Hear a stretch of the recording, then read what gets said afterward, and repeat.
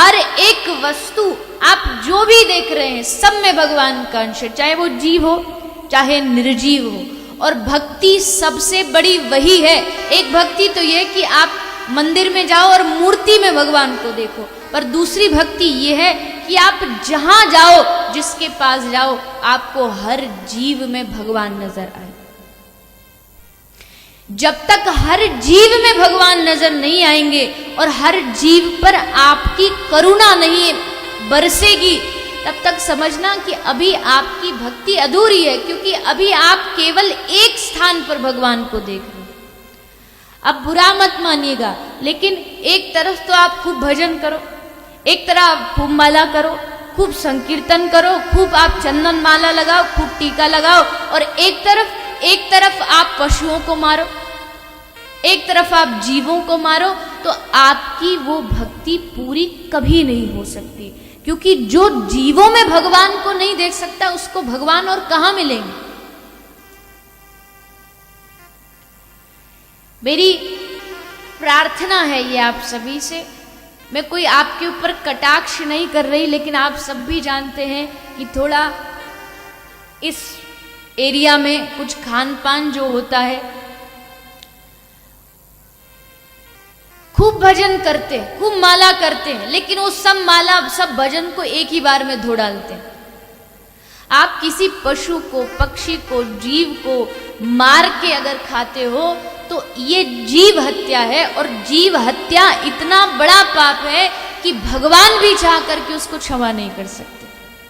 आप किसी जीव के जीवन को छीन रहे हो। आप किसी पक्षी को लेके जाते हो कत्ल खाने। आपने देखा होगा दुकानों पर कोई बकरे को मारता है, कोई मुर्गी को मारता है। आप खुद देखिए जब उनको मारा जाता है कैसे तड़पते हैं। क्या उस समय आपको नहीं लगता कि इस जीव के अंदर भी तो आत्मा है, इसको भी तो दर्द होता है, इसको भी तो चुभन होती है। क्या जो आप कर रहे हो, क्या एक दिन ये कर्म का पहिया है, आप जो कर रहे हो घूम के वो वापस एक दिन आपके ही पास आने वाला है। फिर रोना मत कि भगवान मेरे ऊपर ये इतना दुख क्यों आए। कितने जीव भारतवर्ष में मारे जा रहे हैं सिर्फ अपनी जीभ के स्वाद के लिए, जीभ के लालसा के लिए।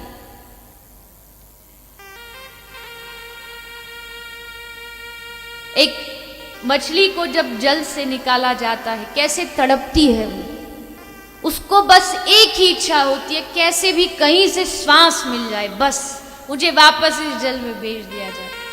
एक कहीं किसी किताब में लिखा था, मैंने पढ़ा, बड़ा अच्छा लगा।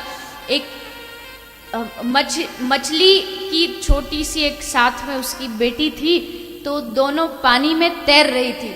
तो उस बेटी ने मछली से पूछा, अपनी माँ से पूछा कि माँ हम पानी में क्यों रहते हैं, हम धरती पर क्यों नहीं रहते। तो मछली ने बड़ा सुंदर जवाब दिया। मछली को इंग्लिश में क्या बोलते हैं? फिश।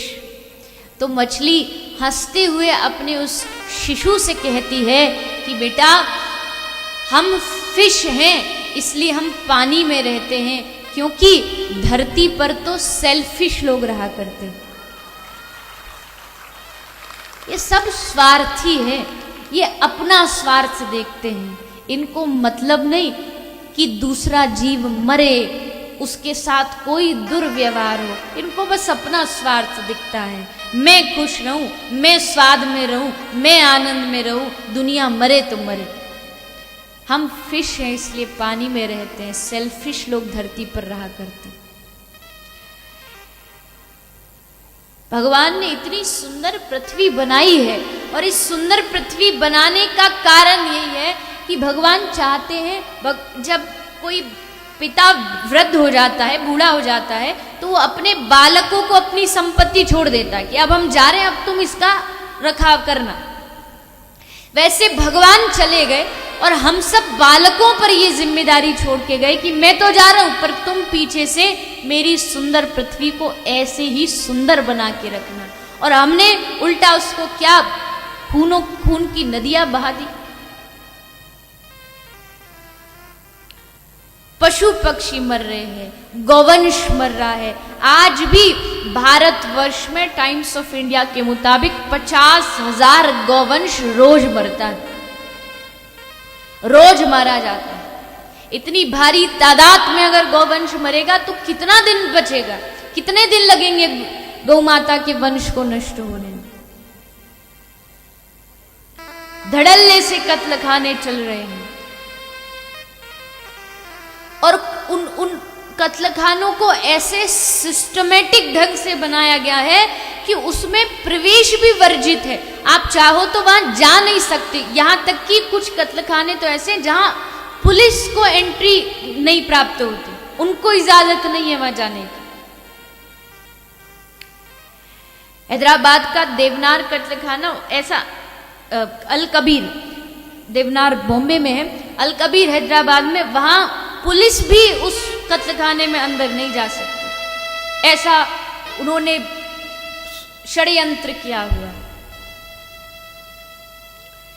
इसलिए मेरी प्रार्थना है आप सभी से, अपने आहार को शुद्ध करें। वैष्णव केवल माला करने से नहीं, केवल चंदन कंठी लगाने से नहीं, वैष्णवता के लिए वैष्णव जैसा शुद्ध मन, शुद्ध तन, शुद्ध आहार होना अति आवश्यक है। जैसा खाओगे अन्न वैसा होगा मन। तुम इधर उधर की उल्टी सीधी चीज खा रहे हो, नशा कर रहे हो, तंबाकू सिगरेट खा रहे हो, मांस मच्छी दारू ये सब पी रहे हो, और इधर तुम माला कर रहे हो, तो वो माला कैसे फलीभूत होगी? हाँ, आप चंदन लगाओ, माला लगाओ, ये पहचान है भक्त की, लेकिन इसी से ये भक्त है ये नहीं कहा जा सकता। ये तो एक सिर्फ पहचान है, बाकी हृदय में करुणा ही आपका सबसे बड़ा श्रृंगार है। अगर आप, ये भी दो चीजें, एक होती है दया, एक होती है करुणा। दया ये कभी कभी आती है, किसी को मरता देखे दया आ गई, ये दया है। लेकिन करुणा सबसे ऊंची है। करुणा को कोई कारण नहीं खोजना पड़ता, करुणा तो अपने आप बरसती है। करुणा को कारण नहीं चाहिए, इसलिए अपने हृदय में करुणा लाइए। जीवों की रक्षा करने का संकल्प लीजिए कि हमको जीवों को अगर जीवन दान देने का अधिकार नहीं है तो उनका जीवन छीनने का भी अधिकार नहीं है। कैसे अपना उनका जीवन छीन? कोई भी पूजा फलीभूत नहीं हो सकी। और कुछ लोग कहते हैं, अभी भी ऐसी प्रथाएं हैं कुछ कुछ स्थान में, बंगाल में भी ऐसे कई स्थान हैं, बिहार में ऐसे कई स्थान हैं, जहां आज भी पूजा के नाम पे, भक्ति के नाम पर पशुओं को बलि रूप में चढ़ाया जाता है। जबकि मैं आपसे पूछूं, आप जितनी भी माताएं यहां बैठी हो, मैं माताओं से प्रश्न करना चाहती हूं। माताओं, आपको खुश करने के लिए कोई आपके बेटे की आपके सामने बलि चढ़ाए, आप खुश होगे? अपने माँ रूपी जो माँ का जो दिल होता है उससे पूछिए। माँ के सामने, माँ को खुश करने के लिए उसके बेटे को उसके सामने मारा जाए, क्या कोई माँ खुश होगी? कभी खुश नहीं हो सकती।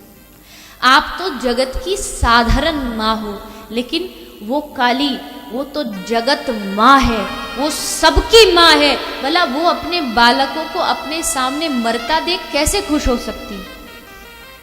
कैसे वो प्रसन्न हो सकती है? उनको प्रसन्न करना है तो किसी मरते हुए को बचाओ, वो तब खुश होगी, जय जय, तब वो प्रसन्न होगी। किसी को मार के भला कोई माँ खुश हो पाई है आज तक? मुझे मालूम है ये बातें कुछ लोगों को बहुत चुभ भी रही होंगी, क्योंकि उनको लगता है ऐसे मंचों से ये बातें कहने का अधिकार मुझे नहीं है। लेकिन बुरी लगे तो तुम्हारी मर्जी, लेकिन इस व्यासपीठ पर आपने बिठाया है तो इसलिए बिठाया कि सच कहा जाए। आपको बुरा लगे अच्छा लगे, आपकी जिम्मेदारी है। ये तो हर इंसान जानता है कि किसी भी जीव को मारना पाप है। आप अपने स्वार्थ के लिए उस पाप को भूल जाते, और भूलते नहीं, जानबूझ के नजरअंदाज करते। मालूम सब है, ज्ञानी एक से एक बड़ा यहां बैठा हुआ है, लेकिन जानते हुए भी मानते नहीं। कहते पुराने समय में रीति थी बलि चढ़ाने की, अरे बलि चढ़ानी है तुमको तो अपनी बुराइयों की बलि चढ़ाओ, अपने अभिमान की बलि चढ़ाओ, तब भगवान प्रसन्न होंगे, तब देवी खुश होगी। अपनी कमियां चढ़ाई नहीं जाती, निर्दोष जीवों को मार के चढ़ाते हैं। ये कहां की पूजा है, ये कहां की रीति है? अपनी कमियों को समर्पित करिए, देखो कितनी जल्दी तुम्हारी मां खुश होगी। ये कोई आप कोई ऐसा पाप का लांछन नहीं लगाया जा रहा, लेकिन आप जहां भी ऐसा पाप होते हुए देखें, आपकी जिम्मेदारी है उसको रोकने की, उसको खत्म करने की। आप कहीं भी देख रहे हो पशु को मार के लोग खा रहे हैं, तो आप सब कोशिश करिए कि उसको रोका जाए, उसको समझाया जाए कि भैया खाने के लिए भगवान ने दुनिया में इतनी सारी चीज़ बनाई। आपके बंगाल में देखो कितनी बढ़िया बढ़िया चीज़ें हैं, इतनी अच्छी अच्छी सब्जियां हैं, फल है, मिष्टी दोही है, रसगुल्ला है, ये सब खाओ। किसने मना किया? कोई मनाही है? हाँ, डायबिटीज है तो थोड़ा कंट्रोल से खा लो, लेकिन वो चीज खाओ जिससे किसी जीव को दुख ना पहुंचे। अब एक व्यक्ति को जो मर जाता है, उसके शव को शमशान में दाह संस्कार करके आते तो घर आके नहाते हो कि इस शव को हाथ लगा लिया, लेकिन अब उधर शमशान में आके तो नहाते हैं और इधर अपने पेट को शमशान बना रहे, पशुओं की लाश को अपने पेट में घुसा रहे। ये शमशान ही तो है। एक आप भोजन कर रहे हो, खाना खा रहे हो, रोटी खा रहे हो, चावल खा रहे हो और उसमें बाल आ गया, तो उसको खाते रहोगे या उसको छोड़ दोगे? क्या करोगे? उस कौर को हम उठा के साइड में रख देते हैं। किसी ने कहा छोड़ देते हो वो भोजन जिसमें एक बाल होता है, फिर क्यों खाते हो वो अंडा जिसमें एक माँ का लाल होता है? उसमें भी तो किसी का जीव है ना। लेकिन हम सबको बहाने बहुत मिलते हैं, बोले नहीं नहीं ऐसे थोड़ी, इसमें कोई अंडे में कुछ होता थोड़ी, ये तो मशीन से बनता है। हाँ, तू ही बना के आया था मशीन से। मशीन से कौन? हाँ, हो सकता है कुछ बनता, लेकिन तुम्हें क्या पता ये मशीन से बना या मुर्गी के पेट से आए? तुम क्या जानो? कोई उस पर स्टेम थोड़ी लगी हुई है। और हद तो तब हो जाती है जब कहते हैं कि मछली और अंडा ये तो वेजिटेरियन में आता है। क्या उनके अंदर सांस नहीं है? क्या उनके अंदर आत्मा नहीं है? प्रोटीन बढ़ता है। प्रोटीन बढ़ाना है तो जाओ किसी गौशाला में जाके रोज सुबह शाम गौ माता को प्रणाम करो और गाय का दूध, गाय का घी, खुद पंचामृत ग्रहण करो, देखो तुम्हारे अंदर कितना प्रोटीन आता है। कि जितना प्रोटीन चाहिए भरपूर मिलेगा। अच्छी चीजें खाइए, अच्छी चीजें खाने में क्या बुराई है? किसी जीव को मारना एक बहुत बड़ा पाप है, इससे छूटना बहुत मुश्किल है। इसलिए मेरी प्रार्थना है इस कथा से, अगर आप चाहते हो कि हम भजन में आगे बढ़े, हम भगवत चरणों में आगे बढ़े, तो यही कथा में, इस कथा को अपना सर्वस्व समझ के इस कथा में अपनी उस बुराइयों को यही छोड़ जाना, अपनी उस गलत आहार को यही छोड़ के जाना। जब तक पता नहीं है तब तक ठीक है, भगवान भी माफ कर सकते हैं, लेकिन जब पता है उसके बाद भी अगर उस पाप को करोगे तो भगवान कभी क्षमा नहीं करेंगे। समझदार को इशारा काफी है, इससे ज्यादा कहने की आवश्यकता नहीं, आप सब समझदार हैं।